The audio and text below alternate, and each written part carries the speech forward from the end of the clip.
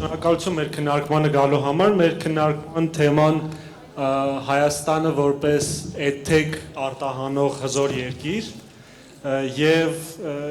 մենք պայմանավորվել ենք, որ մի փոքր ավելի, այսինքն ինչպես Տիկին Անդրեասյանը առավոտյան շեշտեց, բաց հարցեր ենք տալու եւ բաց հարցերի շուրջ քննարկում ունենանք։ Սկսենք եւի պարոն Մարտիրոսյանից։ Պարոն Մարտիրոսյան, Հայաստանի 2030 թվականի զարգացման ծրագրում առանձին ստրատեգիական ուղղություն կա կրթության արտահանումը։ Ես ուզում եի հարցնել, ինչա ձեզ տալիս, ինչու է Հայաստանի համար կարևոր օրինակ Թումոյի կամ Արմաթի արտահանումը, հա? Ինչա դա տալիս Հայաստանի կրթական համակարգին, ինչու եք այդ կարևորում։ Խնդրեմ։ Շնորհակալություն, ասես մի անգամից սկսվեց։ Թույլ տվեք նախ ողջունել Digitech-ը որպես ամենամյա արդեն ավանդական միջոցառում եւ շատ կարևոր է դրա շրջանակներում EdTech-ի կազմակերպումը ու նաեւ շնորհակալություն ինձ հյուրընկալելու համար։ Դուք շատ ճիշտ եք, վստահ եմ մեր նախարարը Տիկին Անդրեասյանը առավոտյան իր ելույթում եւս նշել է, ես եք ուզեի այդ պարագայում երկրորդել, որ մեր կրթության 2030 թվականների պետական ծրագրի կամ կրթության ռազմավարության 3 ռազմավարական նպատակներից մեկը հենց կրթական ծառայությունների արտահանումն է։ Ընդ որում կուզեի առանձնացնել դրա մեջ երկու ուղղություն։ Մեկը դա հենց մեր այդ ձեր ասած, հա, կրթական ապրանքների, այսպես ասենք, արտահանումն է, այսինքն որ եթե մեզ մոտ կա լավ Թումո, դա նաև արտերկրում լինի, եթե կա լավ Արմաթ լաբորատորիա լինի եւ այլն, ընթացքում ավելի մանրամասներով խոսենք, վստահաբար իմ գործընկերները եւս, բայց նաեւ դա վերաբերում է, որ Հայաստանի կրթական ծառայությունները ավելի գրավիչ դարձնենք օտարերկրյա դիցուք ուսանողների համար։ Խոսքը մասնավորապես վերաբերում է բարձրագույն կրթական հաստատություններին, իհարկե մենք ունենք նաև սովորողներ միջին մասնագիտական հաստատություններում, բայց այդտեղ նրբություն կա, որովհետև քանի որ մեր երկիրը գայթակղիչ է նաև այդ կացության եւ այլ հարցերով, մենք շեշտը իհարկե դրել ենք բարձրագույն կրթական հաստատություններին։ Հիմա գալով ձեր ասածին, որը վերաբերում է այս երկու կտորից առաջինին, հա, ինչու է դա կարևոր, շատ պարզ, մենք պետք է ընդունենք, որ որպես երկիր մենք աշխարհի շատ երկրների համար հետաքրքիր ենք առաջին հերթին հենց կրթամշակութային հանգամանքների բերումով եւ սա շատ մեծ հնարավորություն է մեր երկիրը ճանաչելի դարձնել, դիրքավորվել այդ մեծ գլոբալ կրթական էկոհամակարգում որպես լավ կրթական ծառայություններ ստեղծող երկիր եւ արտահանող երկիր, երկրորդը ինքը նաեւ գիտեք որևէ տեկ ինդուստրիայի համար ես կարծում եմ ընդլայնվածությունը միայն նպաստում է հենց թեկուզ հայաստանյան բանի կենտրոնների կառույցների ավելի արդյունավետ գործունեությանը, որովհետեւ մի բան է որ դու մի քանի երկրում ես պիլոտ անում, մի բան է որ հենց մենակ քո երկրում, ընդհանուր ես կարծում եմ որ եթե նայենք Հայաստանի հեռանկարին միջնաժամկետ ու երկարաժամկետ կտրվածքով ինքս անձամբ նաև այն համոզմունքին եմ, որ մեր երկիրը այս ուղղությամբ էլ ավելի պետք է շեշտադրի, որ մենք դիրքավորվենք որպես կրթության, մշակույթի, տեխնոլոգիայի, հետազոտությունների, նաև սպորտի, ինչու ոչ, հա, այդպիսի կարևորագույն երկիր, հա, որպես կենտրոն, ես կասեի, առնվազն ռեգիոնալ կենտրոն։ Շնորհակալություն, հետ կգանք։ Նունետ ջան, բացի գումարից, որ ստանում եք արտահանման դիմաց, հավանաբար, ինչա ձեզ տալիս արտահանումը, որովհետև ի սկզբանե ոնց որ Արմաթը ստեղծվել էր Հայաստանը վերափոխելու տրամաբանությամբ, Հայաստանում ճարտարագիտական կրթությունը զարգացնելու, ինչու է ձեզ հետաքրքիր արտահանումը։ Ինչ եք ուզում ուրիշների ճարտարագիտական կրթությունը զարգացնեք։ Լավ հարց է։ Նախ ողջունում եմ բոլորին, շնորհակալություն նաև բոլորին, որ այստեղ եք, իրականում կարևոր քննարկում է, բաց քննարկում, որ այսօր առավոտյանից արդեն մի քանի անգամ շեշտադրվում է։ Ինքնին արտահանում բառը մի փոքր այսօր առավոտյան տես միտք եկա, որ մի քիչ կրթության հետ կապված հետարքիր մի փոքր դիսոնանս է տալիս, այն իմաստով, որ կրթությունը ինքը լինելով ինքը գիտելիք է, մեթոդաբանություն է եւ իր հիմնական մասով որ ասում ենք լուսավորություն տարածել, հա, լույսը տարածել։ Եթե մի բան ստեղծվել է իրականում առողջ հիմքով, առողջ նպատակով, կրթել, ուժեղացնել, միավորել, միանշանակ հետաքրքրություն լինելու է նաև դուրս է գնալու, հա, դուրս է լինելու։ ինչի ենք ուզում դրսում նաև տարածվել, ինքը նշեցիք բացի շահույթ, հետաքրքիր է, այստեղ կրթության պարագայում շահույթը չի, որ միավորում է, միանշանակ արժեքներն են, որ միավորում են, միանգամից համագործակցության բնույթը, ում հետ որ համագործակցում ենք, այնտեղ խոսքը միայն շահույթ չի, շահույթի շուրջ չենք խոսում ենք արժեքների շուրջ եւ ինչ ենք ուզում իրար հետ ստեղծենք։ Լավ, Բեկոր մի հարց, այսինքն նույն հարցը կխնդրեմ դու պատասխանես, որովհետև Թումոն էլ ի սկզբանե ստեղծվել էր Հայաստանում տարածվելու տրամաբանությամբ եւ Հայաստանում տարածվելու ուղղությամբ մեծ ջանքեր եք թափում, ինչու եք դուք արտահանվում։ Տեսեք, այն անձնավորությունները, որ գրթության բնակավարում աշխատում են, որոշ արժեքային համագարկ ունեն, եթե ոչ չեն գաղնա այդքան ջանք, սողություն, երան տնել այդ բանի մեջ եւ մեզ համար ինչպես նույնը շմակնարգեց այդ արժեքները ինքնաբերաբար դառնում են դրան, որ ուզում ենք բոլորին մատուցել դա։ Սկսեցինք Թումոյի դեպքում Երևանից եւ շուտով վատ ենք զգում, որ Գյումրիում հասանելի չէր Թումոն, որ Մարալիկ գյուղում հասանելի չէր։ Նույնպես ուզում ենք Լիեժ քաղաքում հասանելի լինի Թումոն, ինչպես նաեւ Հնդկաստանի Մումբայի այդ թաղամասերում աղքատիկ եւ այլն հավանաբար զուտ ասկային շահերի հարթակի վրա եթե խոսանք իհարկե մեծ առավելություններ կան նաեւ Հայաստանի համբավը որպես գիտելիքահեն երկիր դարածվում է արդյունքում բայց նաեւ մեծ առավելություններ է բերում որովհետեւ երբ արդեն Արմաթը Թումոն ենթարկվում են Գերմանացի ծնողի քննադատության, այդ շատ հզոր բան է, ստվում է որ բարելավեց ծրագիրը։ Այսինքն միայն պլյուսեր են այստեղ, մինուսներ չկան, հետևաբար իհարկե արտահանել։ Շատ լավ, պարոն Մարտիրոսյան, ռազմավարությունից սկսեցինք խոսել, այնտեղ նաև ուրեմն այդպեսի կետ ունեք գրված, որ կառավարությունը պետք է փորձի աջակցի այս կենտրոնների տարածմանը, արտահանմանը։ Հիմա բացի նրանից, որ օրինակ այս կենտրոններ տարբեր հյուրեր եք բերում կամ օրինակ իրենց մասին պատմում ենք։ Կառավարությունը ինչ ռազմավարությունի ոնց է աջակցում այս կենտրոնների տարածմանը կամ ոնց եք պատկերացնում օրինակ 4 կամ 5 քայլ ինչ եք պատկերացնում որ կառավարությունը անում է Թումոյի կամ Արմաթի տարածումը իրականացնելու համար Ձեր ռազմավարությունն է իմը չի Չէ, ուղղակի շատ լավ էր որ բացի որ բերում ցույց եք տալիս Ես կասեմ որ դա էլ շատ կարևոր քայլ է այդ բերել ցույց տալը որովհետև իրականում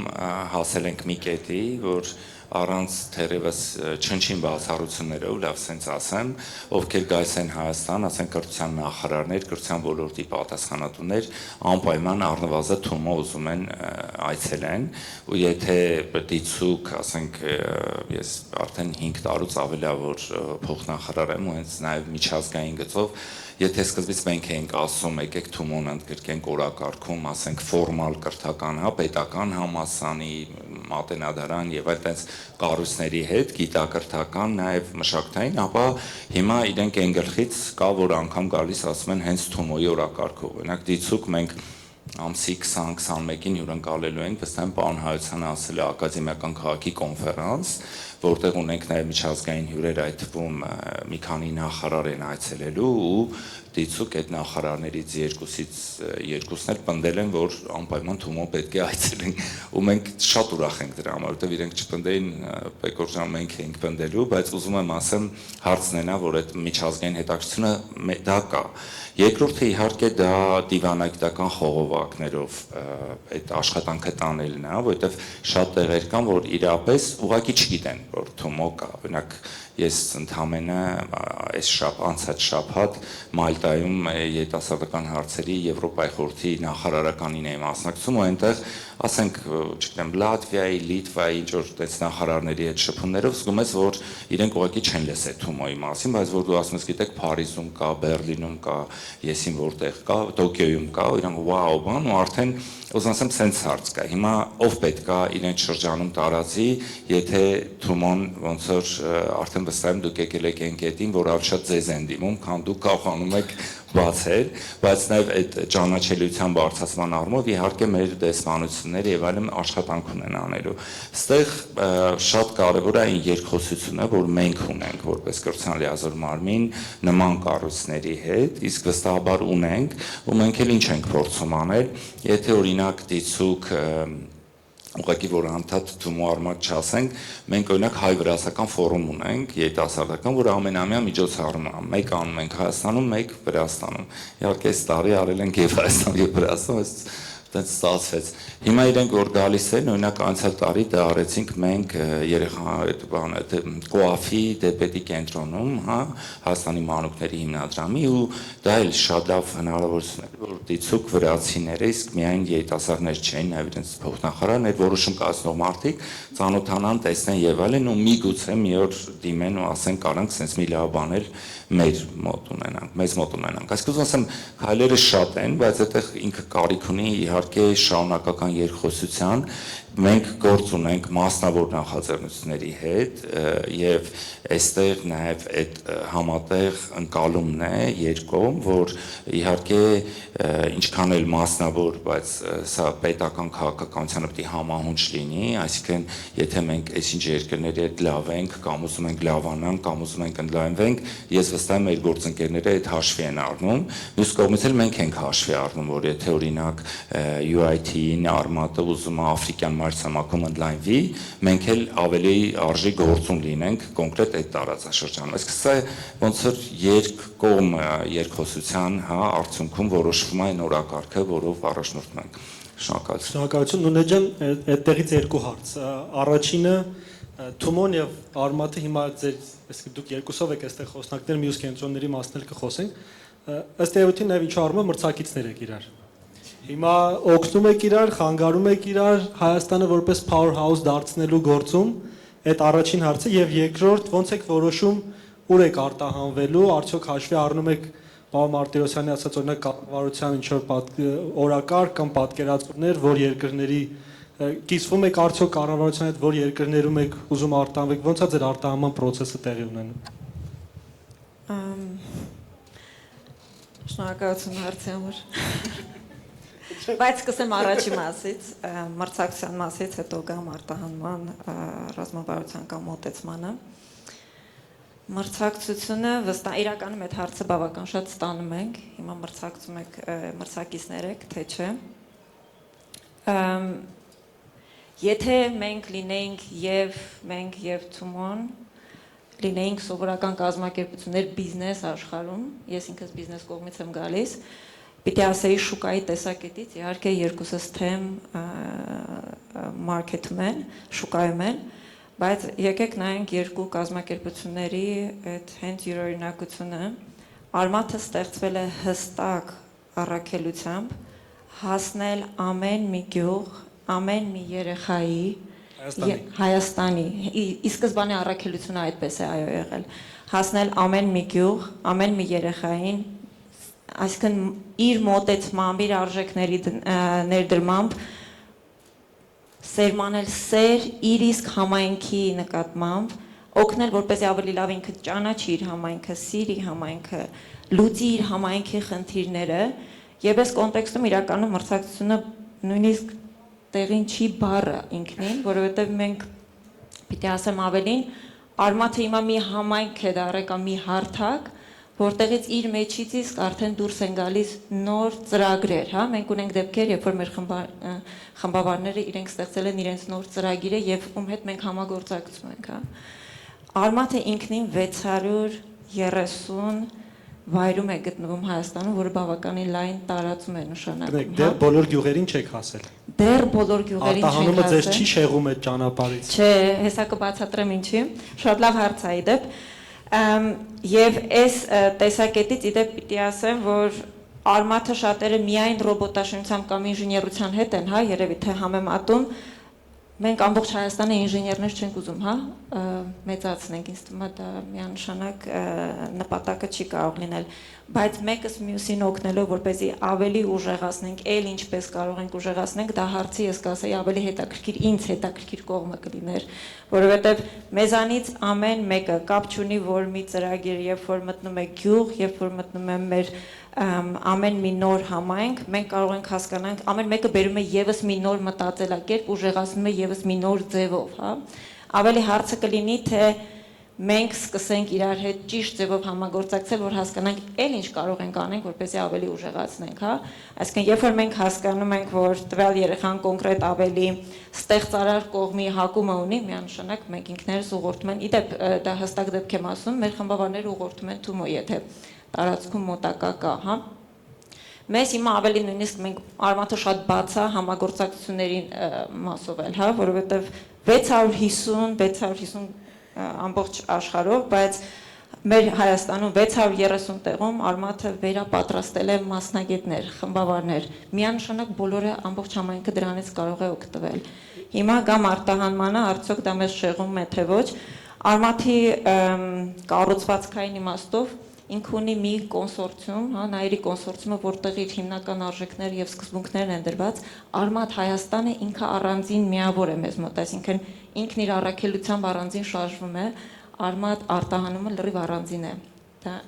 այս մասով իրականում իրար ոչ խանգարելու ենք, ոչ շեղելու ենք։ Իսկ հարցի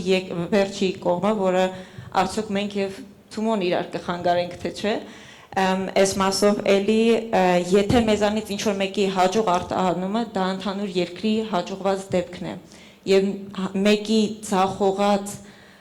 դեպքը կարող է միգուցե եւ վստահության կասկած առաջացնի մյուսի մոտ կարծում եմ այդտեղ եւս ավելի համագործակցության մասին պիտի խոսքը գնա Շատ լավ, շնորհակալություն Բեկոր մի հարց էլի ոնց եք կարող եք բացատրել process-ը ոնց եք հասել 10 կենտրոնի արտահանման Ինչ գործընթաց է դա, ոնց եք որոշում, որ երկիր եք արտահանում, ինչ process-ով եք անցնում արտահանելուց, որտեղ ենթադրում որ այդ կարող է օգտակար լինի, եթե դահլիճում ունենք մարդիկ, ովքեր զբաղվում են թեք լուծումներ արտահանելով, նաև իրենց։ Այո, խոստովանեմ, որ մենք առաջի 10 կենտրոնները, նույնիսկ առաջի 10 քանի կենտրոնները բացել ենք արտասահմանում առանց ստրատեգիական որոշման, որ պետք է հիմա Բերլին գնանք, պետք է Փարիզ գնանք եւ այլն, միշտ ենթադրել ենք, որ եթե մենք նորարար հետաքրքիր բան ստեղծենք, մեր կարիքների համար հաստատ ուրիշներ գետակրվեն եւ ինչպես Մարմարդիրոսյանը ասաց, միշտ մեզ մոտ գալիս էին քաղաքապետներ, նախագահներ, նախարարներ եւ այլն եւ դրա արդյունքում է ուղղակիորեն, որ մենք կարողացանք ընդլայնվել արտասահմանում։ Մեզ համարյա համոզեցին, որ գնանք, հա։ Հիմա նոր սկսում ենք 1-2 նոր նվաճումներ ունենք, օրինակ համար Հնդկաստանը, հա, Մումբայում բացվել է Թումո, դա մեծ ճանկերի sales, հա, ճանկերի արդյունք էր։ Գնացինք, համոզեցինք եւ այլն, բայց առաջինն էր, մնացածը բոլորը օրգանիկ ձևով են եղել։ Հետևաբար, եթե խորհուրդ պիտի տայի, երկու բան կասեի, մեկը յուրահատուկ եւ նորարար բան ստեղծել, որ առանց դրան բանջար չի ծավալվի, բայց երկրորդը ստանդարտիզացումն է, որ առաջի օրվանից արդեն երբ Փարիզում Թումո բացում էինք, արդեն մտածում էինք, որ ոնց պետք է անել, որ դա ստանդարտ պրոդուկտի վերածվի, բարին լավ իմաստով պրոդուկտ, ասենք ոչ կոմերցիոն, գրգնօրինակել լինի եւ կարողանանք առանց ասենք 7-8 տարբեր դարբերակներ ունենալու մի դարբերակով բոլոր երկրներին բավարարենք։ Այսինքն այդ ճիշտ է որ մեր նախաձեռնությամբ չէր որ սկզբը տարածվեցինք, բայց ի սկզբանե ինձ թվում է շատ արագ անդրադարձանք, որ այդ սիստեմները որ պետք է ստեղծվեն շատ կարևոր է եւ դա օգնեց արագ ընդլայնման։ Շատ լավ, ես մի վերջին հարց տամ եւ դահլիճից կարող հասցնենք 1-2 հարց վերցնել։ Պարոն Մարտիրոսյան, ինչ է մեզ պետք անել, որ Հայաստանը դառնա EdTech powerhouse, որովհետեւ մեծ հաշվով մենք հիմա մի քանի հաջողված պրոդուկտներ ունենք, երևի մինչև 10 կամ մինչև 5, ինչա պետք է օրինակ ունենանք 20-30, ինչ եք պատկերացնում։ Բայց դի խնդրեմ կարճ, որովհետեւ դահլիճից էլ պետք է փորձենք հասնել։ շատ կարճ կփորձեմ առավելագույնս կարճ շատ բարդ հարցի։ Ինձ թվում է մենք պետք է շարունակենք անել այն, ինչ անում ենք, ուղղակի ավելի շատ անենք, ավելի ծավալային ընդլայնվենք, այսինքն օրինակ իմ ընկերները ավելի համեստ են խոսում իրենց մասին, քան իրականում այն կարևորությունը, որ իրենց կառույցները ներկայացնում են, որովհետև օրինակ հիմա դիցուկ, հա, նույն Թումոյի պարագայում կա այդ EU Թումո Conversion Center, այսինքն 18-ից հետոյի Թումոն, որը անկեղծ ասած մենք ոչ թե նայում ենք, որ դա Թումոն կանի, կդարձնի ինչ-որ պրոդուկտ, որը կլինի կրկնօրինակելի աշխարհյալ երկրների համար ու մենք այդ փուլում կներգրավենք, այլ արդեն նայում ենք այն հեռանկարով, որ Աստված դա այդ մոդելը արդեն ինքը այն ավարտուն տեսք ունենա, որ մենք կարողանանք արտերկրի մեր գործընկերներին ասել բացի այս Թումոից կամ մի հատ ուրիշ Թումո, ու միգուցե անգամ իր անունը բրենդինգ արվի ինչ որ մի ուրիշ անունով, որը էլի բան կանի։ Ինչի, որովհետև դա մեզ է շատ օգնում, շատ երկրների հետ հումանիտար համագործակցություն ընդլայնելու, իսկ ես նորից եմ կրկնում, մենք մի երկիր ենք, որը առնվազն հեռավոր երկրների համար հետաքրքիր է կրթության, մշակույթի միջոցով։ Ու դա պետք է հասկանանք։ Մնացած երևի հարցերի միջոցով կասեմ։ Մի հարց ենք հարցնելու, Նունե ջան, եթե խնդրեմ դու էլ շատ կարճ եւ բեկորնել, ինչա մեզ պետք անել, որ դառնանք powerhouse։ Այսինքն օրինակ արմատից բացի լինեն այլ էթիկ լուծումներ արտահանվող։ Իրականում գնալով արդեն ծրագրերը որոշակիորեն շատանում են, ինչը կարծում եմ շատ գովելի է եւ ամեն մեկը, ինչպես արդեն իրական խոսքում նշել եմ, ամեն մեկը իր կողմից ավելի ուժեղացնում, ավելի բազմակողմանի այդ ամբողջ process-ը դարձնում։ Իմ տեսակետից ինչ է պետք լինելու, այս ավելի համակարգված աշխատանքների տանումը, որ մեկը մյուսով կարողանան ավելի ուղղորդված աշխատանքը տանեն, թե ինչ է պետք նաև երկրի տեսակետից, որտեղ պիտի նշեմ, կրթությունը երբեք ինքնանպատակ չի, հա, այսինքն այդ պետության այդ համագործակցությունն էլ եթե ճիշտ է տարվում, կարծում եմ մենք ճիշտ ուղու վրա ենք։ Մերսի Բեկոր ջան, նաև դու։ Պետք է համեստ լինել։ Մեզ հաճախ խանգարում է այդ գաղափարը, որ մենք շատ բան ունենք տալ աշխարհին, իհարկե ունենք, բայց դա ասելը կամ դրա մասին շատ մտածելը խանգարում է։ Պետք է միշտ մտահոգվենք, որ այն ռոբոտաշինության դասընթացը կամ գրաֆիկ դիզայնի աշխատարանը, որ ստեղծել ես, պիտի մրցակցի աշխարհի լավագույնների հետ եւ հավանաբար առաջի փորձերը ցախողվելու են, պետք է բարելավել, անընդհատ բարելավել եւ հիմա մանավանդ արհեստական բանականության դարաշրջանում մասնավորապես դարքի լինելու մրցակցությունը դարբեր ծրագրերի միջև դինել համեստ։ Շնորհակալություն, իստեղից ասում ենք ժամանակ չունենք, բայց կարող մի հարց վերցնենք, եթե դահլիճում հարց կա։ Եթե 4 հարց կհասցնենք, մեզնից հետո ուղղակի եթե կարելի է մեկնաբանություն ուղղակի ուզում եմ արձագանքեմ, այս մասով ուղղակի եթե կարելի է ուղղակի չգիտեմ ինչքանով եք տեղեկացված եղել թե չէ, ինժեներության մասով մենք ինչ ունենք դուրսը տալու կամ ինչքանով է դա մրցակից, չգիտեմ արմատցի երեխեքից տեղ կան թե չէ, մեր այգուտի թիմը գնացել է Սլովենիայում 210-ից ավել թիմերի մեջ շահել է, մեզ բերել է Հայաստան ոսկե մեդալ, իրականում ահավոր հպարտ ենք իրենցով։ Եվ մասնակցելու եք First Robotics։ Այո, եւ հիմա, այո, եւ First Robotics-ում ավելի մեծ թիմերի մեջ անցել էին ֆինալ 600 թիմերի մեջ 4-րդ տեղ են զբաղեցրել եւ իրականում եւս երկուսը սպասվում են։ Սա իրականում համատեղ ամբողջ էկոհամակարգի նաև կարծում եմ մեր բոլորի համար մեծ պատիվ է, մենք էլ իրականում սա նաև մեծ պատասխանատվություն է իրենց ավելինը ցույց տալու, իրենց ավելի ճիշտ ուղղորդելու։ Եթե կարելի է մի շատ կարճ բան ես ասեմ, որ նաև ինչ ենք մենք անում, որ արտահանվի, միջազգային տարբեր հարթակներում ենք փորձում